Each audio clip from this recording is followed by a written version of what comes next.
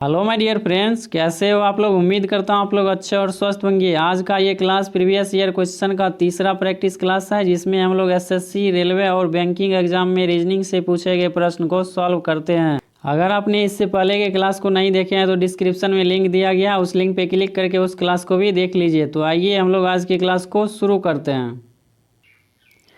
पहला क्वेश्चन है, समानुपात के बाईं ओर दिए गए शब्द किसी संबंध के आधार पर संबंधित है, उस विकल्प का चयन करें जो प्रश्न चिन्ह के स्थान पे आएगा।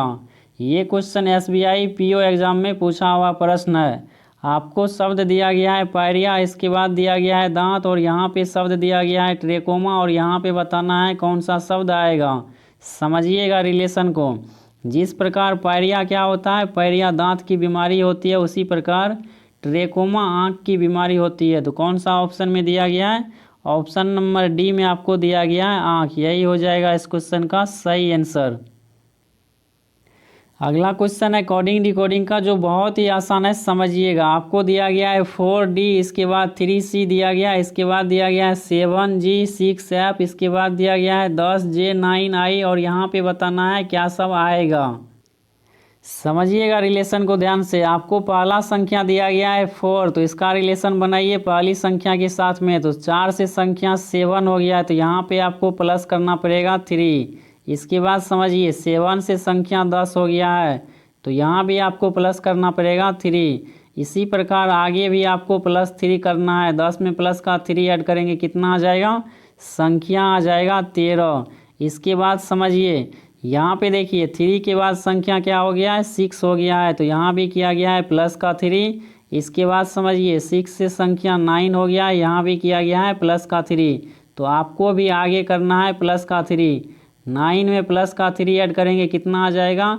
संख्या आ जाएगा 12। यहाँ तक आप लोगों को समझ में आ गया होगा। आगे समझिए। अब यहाँ पे देखिए 4 नंबर पे कौन सा लेटर आता है? 4 नंबर पे लेटर आता है डी। इसके बाद समझिए 3 नंबर पे कौन सा लेटर आता है? 3 नंबर पे लेटर आता है सी। इसी प्रकार का रिलेशन आगे भी चल रहा है। 7 नंबर पे कौन सा लेटर आता है? 7 नंबर पे लेटर आता है जी, और 6 नंबर पे लेटर आता है एफ।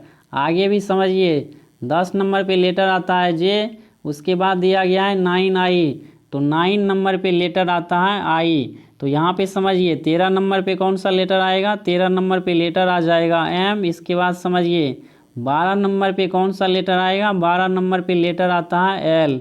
तो कौन सा ऑप्शन में आपको दिया गया है? इस प्रकार से ऑप्शन नंबर डी में आपको दिया गया है। ऑप्शन नंबर डी हो जाएगा इस क्वेश्चन का सही आंसर। समझ में आ गया। अगला क्वेश्चन है, ऐसे व्यक्तियों की संख्या कितनी है जो केवल गायक है? समझिएगा, ये जो त्रिभुज है ये दर्शा रहा है स्त्री को। इसके बाद समझिए ये जो सर्कल है ये दर्शा रहा है गायक को। इसके बाद ये जो आयत दिया गया है ये दर्शा रहा है प्रबंधक को। इतना बात आप लोगों को समझ में आ गया। इसके बाद समझिए क्वेश्चन में आपसे पूछा गया है ऐसे व्यक्तियों की संख्या कितनी है जो केवल गायक है। तो आपको सिर्फ गायक वाले एरिया को देखना है। ये जो त्रिभुज दिया गया है इससे आपको कोई मतलब नहीं है, इसको आपको इस तरह से क्रॉस कर देना है। इसके बाद समझिए ये जो आयत दिया गया है इससे भी आपको कोई मतलब नहीं है, इसको भी इस तरह से क्रॉस कर देना है। इसके बाद समझिए 15 ऐसे लोग हैं जो केवल गायक है। तो ऑप्शन नंबर बी हो जाएगा इसका राइट आंसर। समझ में आ गया। अगला क्वेश्चन की लॉजिक बहुत ही बेहतरीन है, समझिएगा। क्वेश्चन है इनमें से कौन सा एक शब्द जो अन्य 4 शब्दों से भिन्न है अर्थात अलग प्रकृति का है। आपको यहाँ पे 5 ऑप्शन दिया गया है, इन पांचों में से आपको बताना है कौन सा ऑप्शन में अलग शब्द दिया गया है। समझिएगा ध्यान से। ऑप्शन ए में आपको दिया गया है शनि, तो आपको पता होनी चाहिए शनि क्या है? शनि प्लानेट का नाम है। इसके बाद समझिए आगे आपको ऑप्शन बी में दिया गया है बुध, ये भी प्लानेट का नाम है। इसके बाद आपको दिया गया है ऑप्शन सी में मंगल, ये भी प्लानेट का नाम है। इसके बाद ऑप्शन डी में दिया गया है बृहस्पति, ये भी प्लानेट का नाम है। समझ में आ रहा है आप लोगों को। इसके बाद समझिए ऑप्शन ई में आपको शब्द दिया गया है चंद्रमा, तो चंद्रमा के बारे में आपको पता होनी चाहिए। चंद्रमा क्या है? चंद्रमा उपग्रह है या फिर सैटेलाइट है। समझ में आ रहा है। इन पांचों शब्दों में से आपको अलग शब्द ऑप्शन नंबर ई में दिया गया है, इसलिए यही हो जाएगा इसका करेक्ट आंसर। अगला क्वेश्चन है मैथमेटिकल ऑपरेशन से। यहाँ से हर एक एग्जाम में एक क्वेश्चन पूछा जाता है, इसलिए समझिएगा। क्वेश्चन है ए का अर्थ है मल्टीप्लाई, बी का अर्थ है डिवाइड, सी का अर्थ है प्लस और डी का अर्थ है माइनस। तो निम्नलिखित का मान ज्ञात कीजिए। यहाँ पे देखिए संख्या आपको दिया गया है 21, तो 21 के जगह पे 21 लिखना है। इसके बाद लेटर दिया गया है सी, और सी का अर्थ क्या है, सी का अर्थ है प्लस, तो सी की जगह पे आ जाएगा प्लस। इसके बाद संख्या दिया गया है 3, इसके बाद लेटर दिया गया है डी, और डी का अर्थ क्या है, डी का अर्थ है माइनस, तो डी की जगह पे माइनस रखिए। इसके बाद 6 दिया गया है, इसके बाद लेटर है ए का अर्थ है मल्टीप्लाई, तो ए की जगह पे आपको मल्टीप्लाई करना है। इसके बाद संख्या दिया गया है 8, इसके बाद है लेटर बी, और बी का अर्थ है डिवाइड, तो इसके जगह पे आ जाएगा डिवाइड। इसके बाद संख्या है 2, और इसको सॉल्व करके बताना है, तो समझिएगा। इसके बाद आगे सॉल्व कीजिए। संख्या 21 लिखना है, इसके बाद +3, इसके बाद माइनस का 6, इसके बाद मल्टीप्लाई कीजिए। और बोर्ड मास में सबसे पहले डिवाइड को सॉल्व किया जाता है, तो 8 को 2 से डिवाइड करेंगे, कितना आ जाएगा, यहाँ से संख्या आ जाएगा 4। इसके बाद समझिए 21 में प्लस का 3 ऐड करेंगे, कितना आ जाएगा, संख्या आ जाएगा 24। इसके बाद माइनस है, और इन दोनों को सॉल्व करेंगे, संख्या आ जाएगा 24, और इसको सॉल्व करने के बाद संख्या आ जाएगा 0। तो कौन सा ऑप्शन में दिया गया है 0, ऑप्शन नंबर डी में आपको दिया गया है 0, यही हो जाएगा इसका करेक्ट आंसर। समझ में आ गया। अगला प्रश्न है क्लॉक से, समझिएगा। क्वेश्चन है यदि किसी घड़ी में 12:40 हो रहा हो तो इस स्थिति में घंटा और मिनट की सुई के बीच का कोण क्या होगा। आपको पता होनी चाहिए। एंगल निकालने का फॉर्मूला होता है थीटा बराबर 11/2, इसके बाद मल्टीप्लाई में एम होता है, इसके बाद माइनस होता है 30, मल्टीप्लाई में होता है आवर। यहाँ पे समझिए एच का मतलब घंटा हो गया और एम का मतलब मिनट हो गया। अब यहाँ पे इसका वैल्यू रखिए, थीटा बराबर क्या हो जाएगा 11/2, मिनट आपको दिया गया है 40, तो यहाँ पे लिखना है 40, इसके बाद -30 करना है, इसके बाद मल्टीप्लाई में आपको करना है एच का मतलब घंटा, घंटा आपको दिया गया है 12, तो यहाँ पे आ जाएगा 12। अब इसको सॉल्व कीजिए, 2 से काटेंगे, कितना बार में कट जाएगा, 20 बार में कट जाएगा। इसके बाद समझिए 11 को मल्टीप्लाई कीजिए 20 के साथ में, तो कितना आ जाएगा 220 आ जाएगा यहाँ से। इसके बाद माइनस करना है, 30 को मल्टीप्लाई कीजिए 12 के साथ में, तो कितना आ जाएगा 360 आ जाएगा।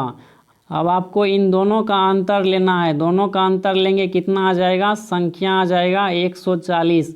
यहाँ पे समझिएगा माइनस में आएगा 140, लेकिन आपको पता होनी चाहिए माइनस और प्लस दोनों पॉसिबल होता है इसका वैल्यू थीटा का, तो थीटा बराबर आ गया आपको 140 डिग्री, और ऑप्शन नंबर सी हो जाएगा इसका सही आंसर। अगला क्वेश्चन है काउंटिंग फिगर से, समझिएगा। इस फिगर में आपको बताना है त्रिभुजों की कुल संख्या कितनी है। तो इसके लिए आपको जो भी भाग इसका दिखाई दे रहा है त्रिभुज का, उसको काउंटिंग के रूप में लिखिए। जैसे समझिए पहला भाग ये हो गया त्रिभुज का, इसके बाद दूसरा भाग ये हो गया, तीसरा भाग ये हो गया, इसके बाद समझिए चौथा भाग ये हो गया त्रिभुज का, इसके बाद पाँचवा भाग ये हो गया। तो 5 ऐसे भाग है जो आपको त्रिभुज का दिखाई दे रहा है। इसके अलावा भी इसमें त्रिभुज है, समझिएगा। एक त्रिभुज बनेगा इन तीनों लाइन को मिलाने के बाद, दिखाई दे रहा है आप लोगों को, इन तीनों लाइन को मिलाने के बाद बनेगा यहाँ से एक त्रिभुज। समझ में आ रहा है। तो प्लस का इसमें वर्ड करना है आपको ऐड। इसके बाद समझिए एक त्रिभुज बनेगा इन तीनों लाइन को मिलाने के बाद, दिखाई दे रहा है आप लोगों को, इन तीनों लाइन को मिलाने के बाद बनेगा यहाँ से एक त्रिभुज। प्लस का आपको करना है 1 इसमें ऐड। इसके बाद समझिए एक त्रिभुज बनेगा इन तीनों लाइन को मिलाने के बाद, दिखाई दे रहा है आप लोगों को, इन तीनों लाइन को मिलाने के बाद बनेगा यहाँ से एक त्रिभुज। तो इसमें आपको प्लस का 1 करना है ऐड। इसके बाद समझिए एक त्रिभुज बनेगा इसके अपोजिट में, इन तीनों लाइन को मिलाने के बाद बनेगा एक त्रिभुज। दिखाई दे रहा है आप लोगों को, इन तीनों लाइन को मिलाने के बाद बनेगा एक ट्रायंगल। प्लस का इसमें ऐड कीजिए 1। इसके बाद भी बनेगा ट्रायंगल। समझिएगा एक त्रिभुज बनेगा इन तीनों लाइन को मिलाने के बाद, ध्यान से देखिए इन तीनों लाइन को आपको देखना है, इन तीनों लाइन को मिलाने से बनेगा एक त्रिभुज। समझ में आ रहा है। प्लस का आपको इसमें करना है 1 ऐड। इसके बाद समझिए एक त्रिभुज बनेगा यहाँ से, इन तीनों लाइन को मिलाने के बाद बनेगा एक ट्रायंगल। यहाँ से इन तीनों लाइन को देखना है आपको, यहाँ से मिलाने के बाद इन तीनों लाइन से बनेगा एक त्रिभुज।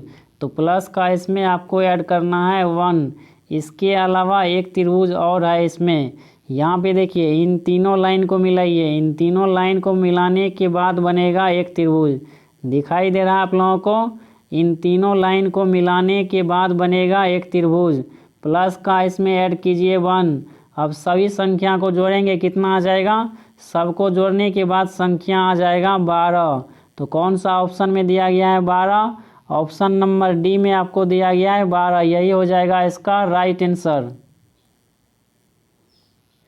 अगला प्रश्न है फाइंडिंग मिसिंग नंबर से समझिएगा। क्वेश्चन है निम्नलिखित आकृति में प्रश्नवाचक चिन्ह के स्थान पे कौन सी संख्या आएगा। ये क्वेश्चन पीसीएस एग्जाम में पूछा हुआ प्रश्न है। आपको बताना है यहाँ पे कौन सी संख्या आएगा। तो सबसे पहले इसके रिलेशन को समझिए। इस फिगर में दो भागों में रिलेशन बन रहा है संख्या के बीच में, समझिएगा। यहाँ से आपको लाइन ड्रॉ करना है बीचों बीच। इसके बाद समझिए 2 से संख्या क्या हो गया, 3 हो गया। यहाँ पे किया गया है प्लस का 1।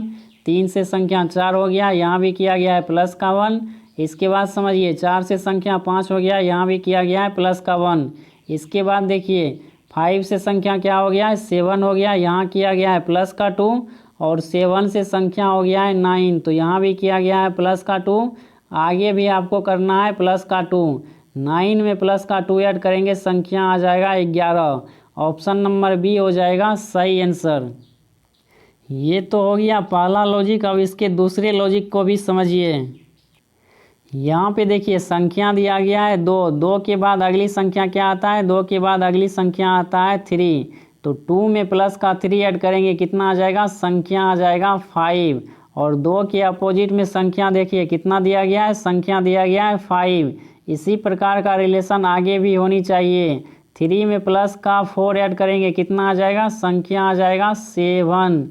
और 3 के अपोजिट में संख्या देखना है आपको, कितना दिया गया है, 7 दिया गया है। इसके बाद समझिए 4 के बाद अगली संख्या क्या आता है, 4 के बाद अगली संख्या आता है 5। प्लस का 5 ऐड करेंगे, कितना आ जाएगा, संख्या आ जाएगा 9। और 4 के अपोजिट में संख्या दिया गया है 9। इसी प्रकार का रिलेशन आपको आगे बनाना है। तो संख्या दिया गया है 5। 5 के बाद संख्या आता है अगली 6। इन दोनों संख्या को जोड़ेंगे, कितना आ जाएगा, संख्या आ जाएगा 11। तो 5 के अपोजिट में संख्या हो जाएगा 11। तो कौन सा ऑप्शन में दिया गया आपको 11, ऑप्शन नंबर बी में दिया गया 11। यही हो जाएगा इसका सही आंसर। समझ में आ गया। अगला क्वेश्चन है ब्लड रिलेशन से, जो बहुत ही आसान है। स्टेप बाय स्टेप समझा रहे हैं, ध्यान से समझिए। क्वेश्चन में कहा गया है ए जो है बी की माँ है। बी की माँ कौन है, बी की माँ है ए। तो यहाँ पे समझिएगा बी की माँ है ए, इसलिए इससे एक जनरेशन ऊपर आ जाएगा। और इसकी माँ है इसलिए साइन आपको यूज करना है माइनस का। इसके बाद समझिए क्वेश्चन में कहा गया है सी जो है ए का पुत्र है। ए का पुत्र कौन है, ए का पुत्र है सी। तो इसके जनरेशन में आ जाएगा यहाँ पे सी। पुत्र है इसलिए इसके ऊपर साइन यूज करना है प्लस का। इसके बाद समझिए डी जो है ई का भाई है। तो यहाँ पे डी और ई के बीच में कोई रिलेशन नहीं है, इस लाइन को अभी स्किप करना है।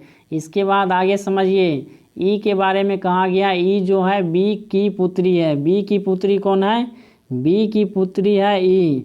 तो इससे एक जनरेशन नीचे आ जाएगा यहाँ पे। समझ में आ रहा है, पुत्री है इसलिए इसके ऊपर साइन यूज करना है माइनस का।